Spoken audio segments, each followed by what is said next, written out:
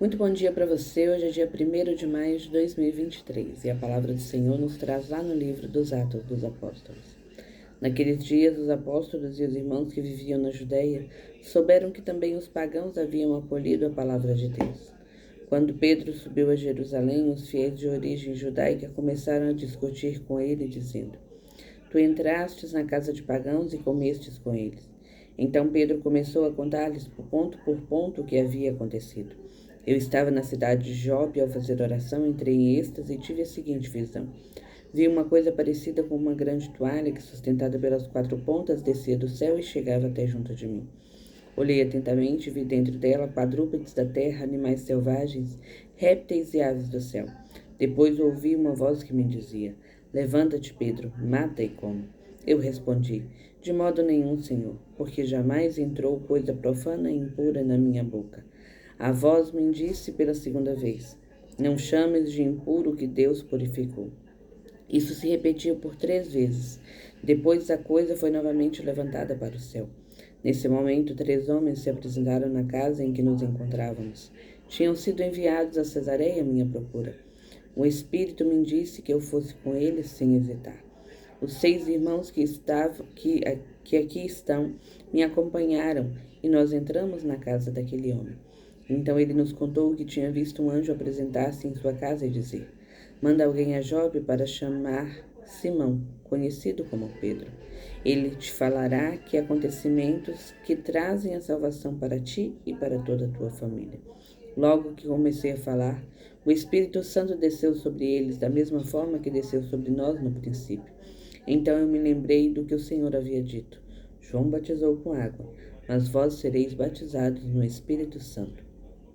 Deus concedeu a eles o mesmo dom que deu a nós que acreditamos no Senhor Jesus Cristo. Quem seria eu para me opor à ação de Deus? Ao ouvirem isso, os fiéis de origem judaica se acalmaram e glorificaram a Deus, dizendo: Também os pagãos Deus concedeu a conversão que leva para a vida. Meus irmãos, e aqui, quando a gente ouve essa palavra, ela traz muito sobre a nossa realidade, sobre os nossos dias. Porque veja bem que Pedro foi preparado, ele teve uma visão que aquilo que era considerado impuro, ele deveria comer, e ele fala: não, de forma alguma, por obediência ao Senhor, porque eu sou servo do Senhor, eu não farei isso. Mas aí a voz diz: não chames de impuro aquilo que Deus purificou. E novamente eu volto a dizer, a obra é do Senhor. Não é a escolha da Diana, não é a escolha do João, do Pedro, seja lá de quem for, não é a sua escolha. É sobre a escolha do Senhor. E ali, quando Pedro volta, que eles têm a notícia de que Pedro entrou na casa de pagãos, pessoas que não reconheciam nosso Senhor Jesus Cristo como seu Senhor e Salvador, que não seguiam as leis judaicas do tempo. E então, eles não deviam ter contato com essas pessoas. Mas o próprio Cristo já havia dito, quando estava na terra, que ele havia vindo para curar aqueles que estavam doentes, que ele havia vindo para os pecadores. E assim como ele transformou e mostrou a verdade, trouxe às claras a interpretação, à luz da palavra de Deus, daquele povo, dos 12 que ele chamou e daquele povo que conhecia já a palavra, Deus também faz isso com quem ele quer. E nós, muitas vezes, no servir, a gente fala: não, esse aqui não tem jeito, não. Esse aqui não compensa nem eu falar de Deus para ele.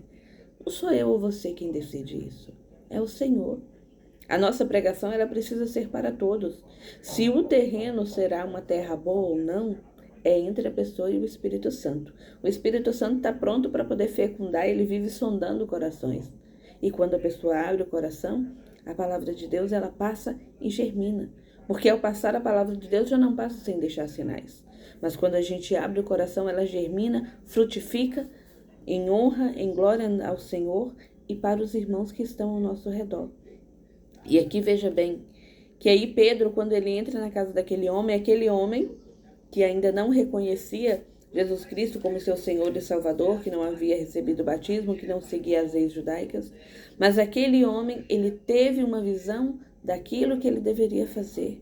E ele não tem uma visão só chamando Pedro, para que Pedro compreendesse ainda mais. Ele teve uma visão, dito que ele procurasse Simão, a quem chamavam de Pedro. Simão era o nome realmente de Pedro, quando ele foi chamado por Jesus, e Jesus diz então: tu és Pedro, e sobre essa pedra construirei a minha igreja. E aí, então, a partir do encontro com o Senhor da transformação, ele é conhecido como Pedro, um dos 12. Diga-se de passagem, um dos 12, primeiro apóstolo da Igreja Católica Apostólica Romana, fundada por nosso Senhor Jesus Cristo.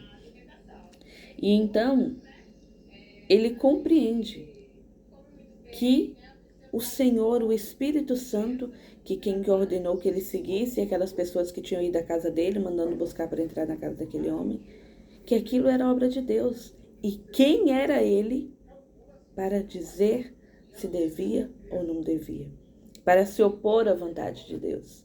A mesma pergunta hoje eu e você precisamos fazer para nós mesmos.